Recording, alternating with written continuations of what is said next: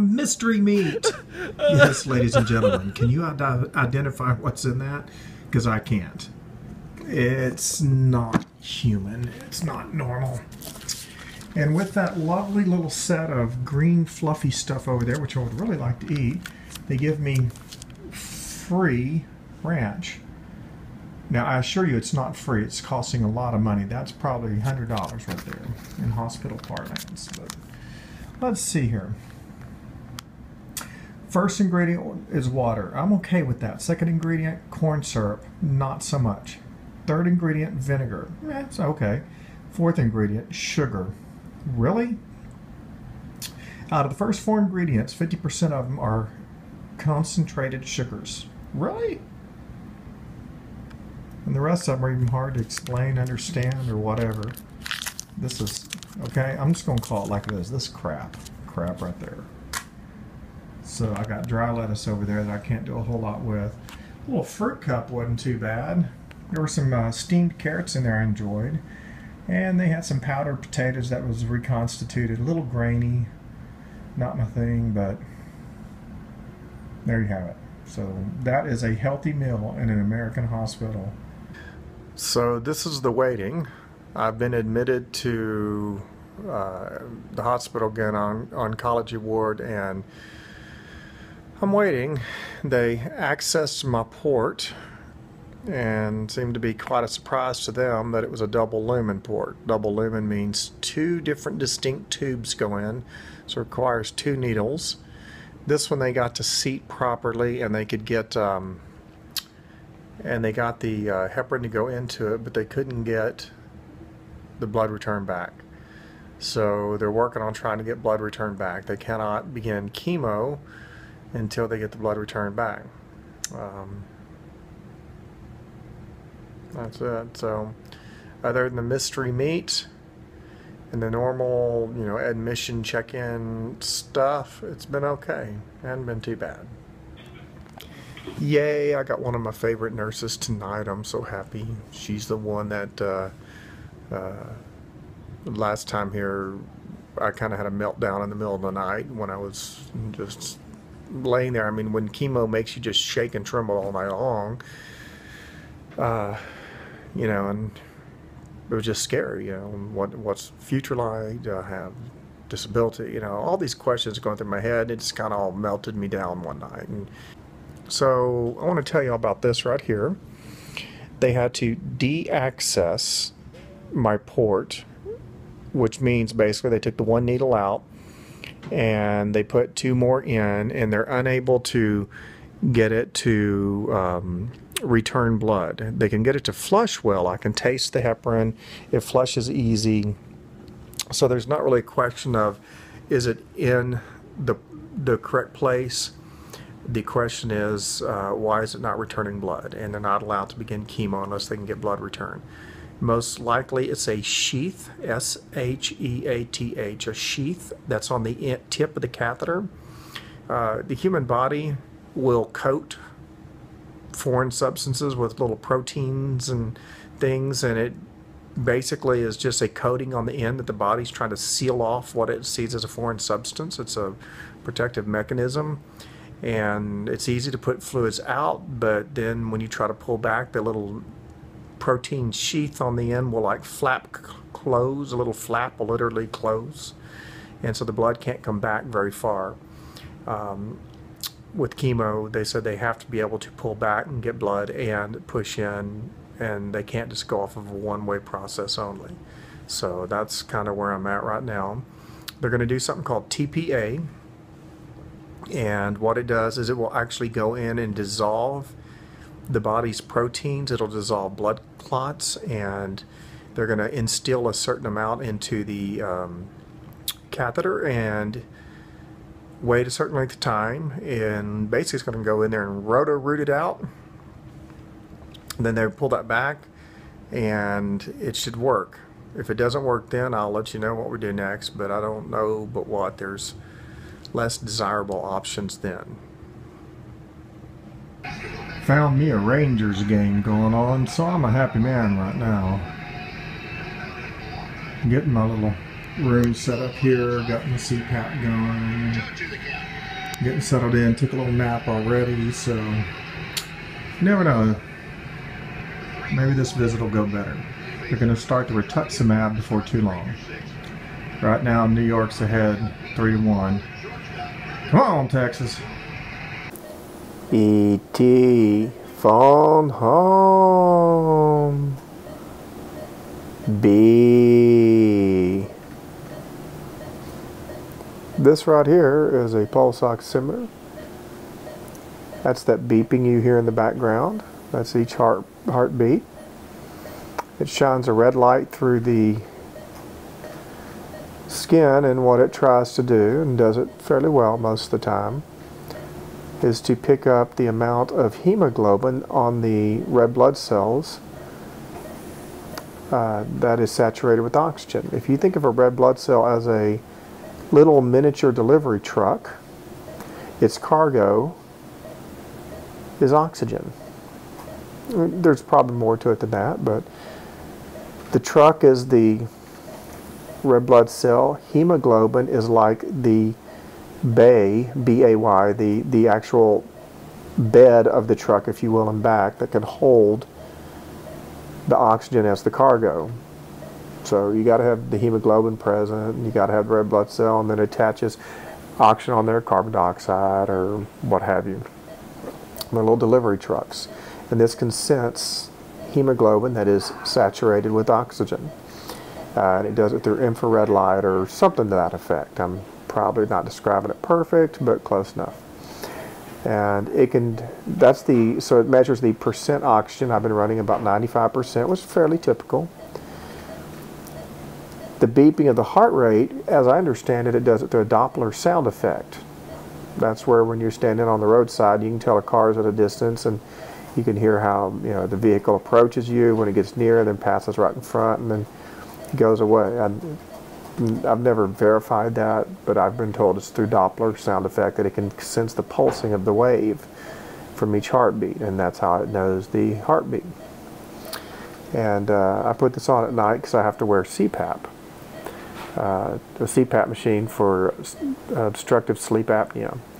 And I'm talking to myself, and that's all right. You're done. I'm done. All right. Get somebody to okay. sign off on the next one. All right.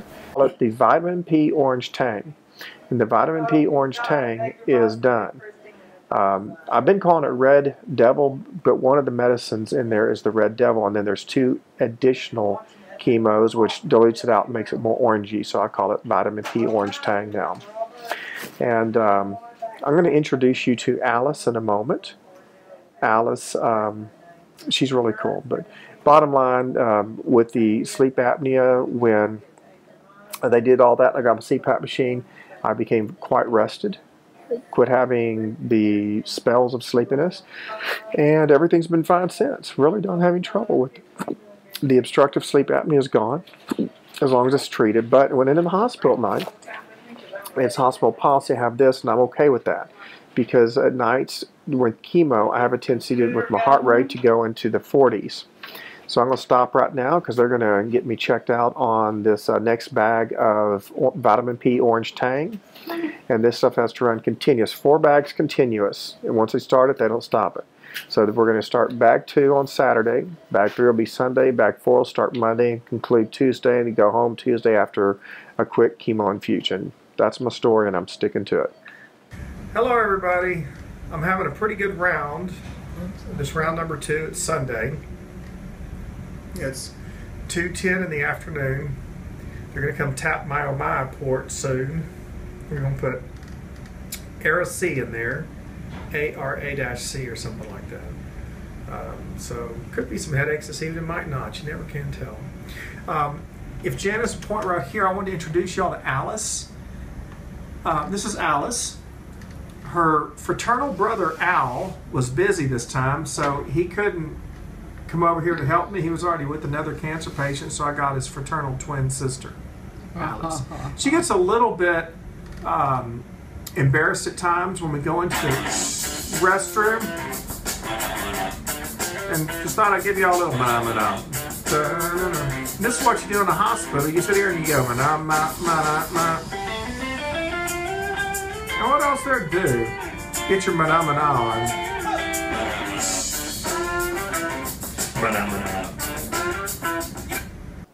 What you are about to see is my oncologist instilling chemotherapy directly into the fluid that's in the center of my brain.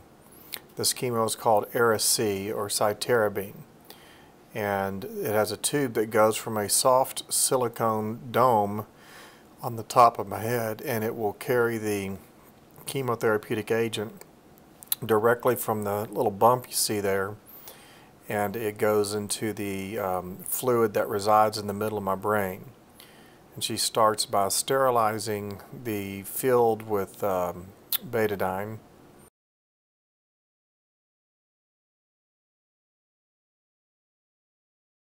I'm just going to put some sterile drapes around there to help keep sterility intact.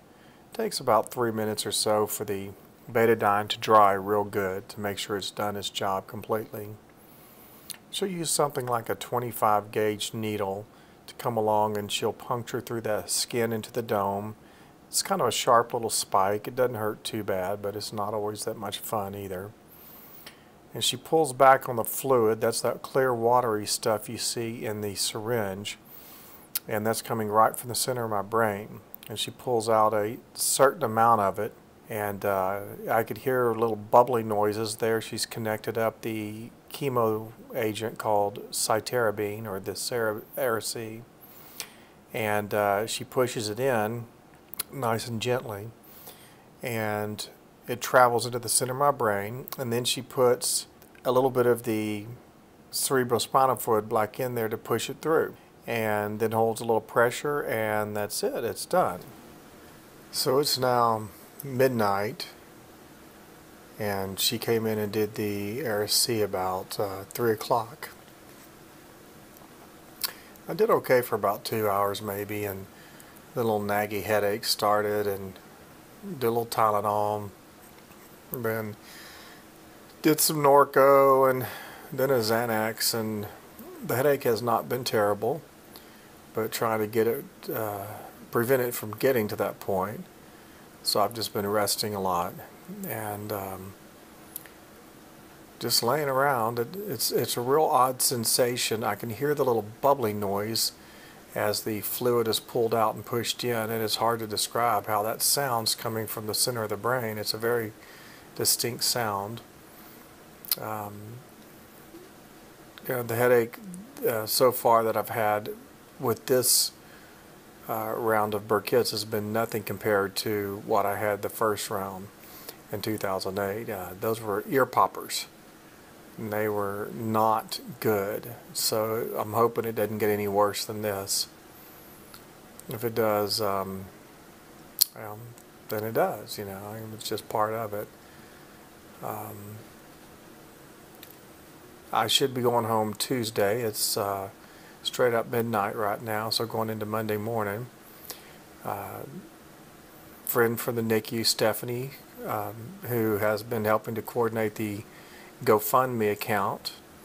She initiated it and has been coordinating it, and I very much thank you for your donations and your continued help.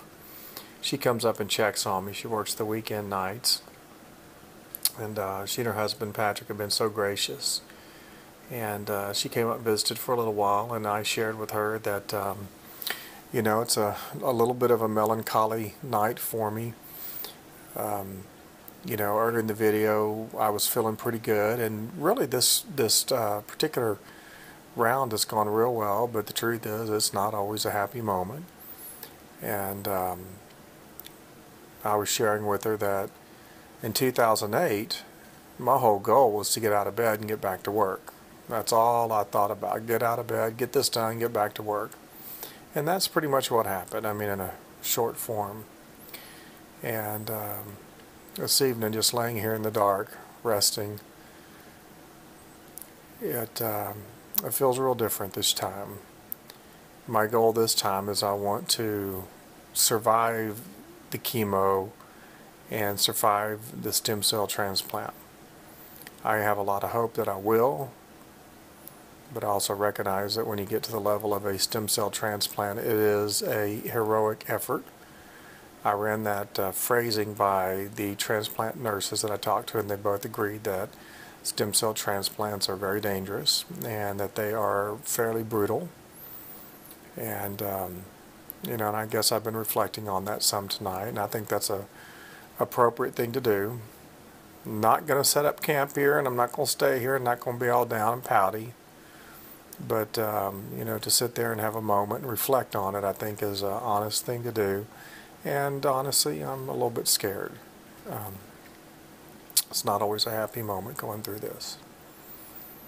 And so I've got a little bit of a headache going on and some serious thoughts in my head, and you know, and just thinking, well, if the chemo works, if I can get the stem cell transplant, then it'll be, will I be able to work? And I hope so. And if not, you know, I'll have to find my place in life.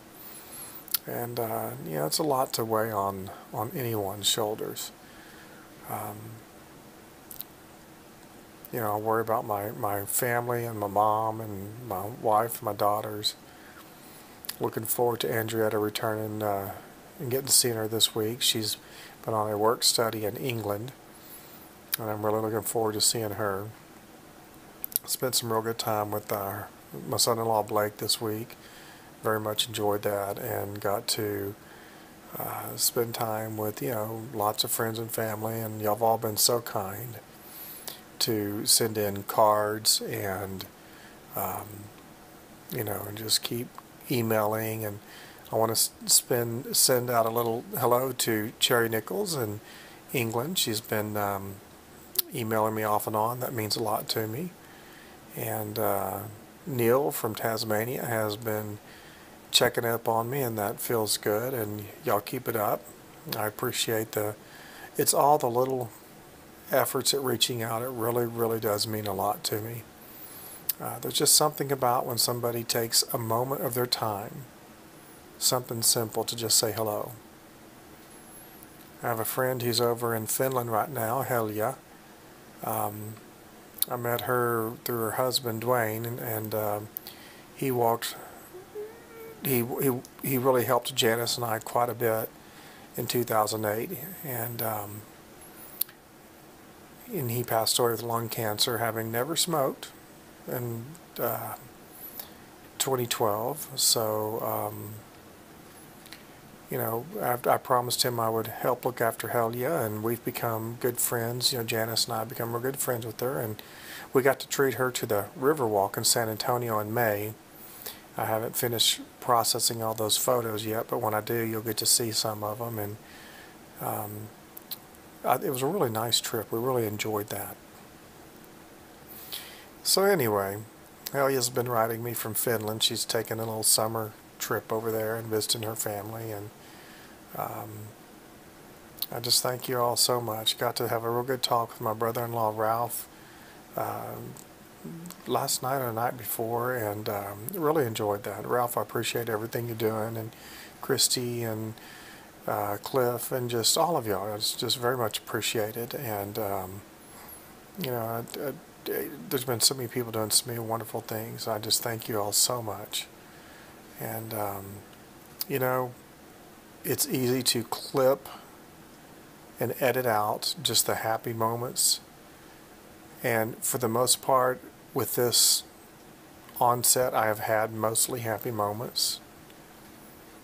But you know, I struggle a little bit with how much do I want to share that when it's not the happy moments, you know, and since the humor's not there, and I don't want this to become a boo-hoo session, I don't want it to become a denial session, and so I guess there'll be moments I may switch from mana boop boop boop boop, and then suddenly next clip you'll see me sitting here going, my head hurts and I feel like something.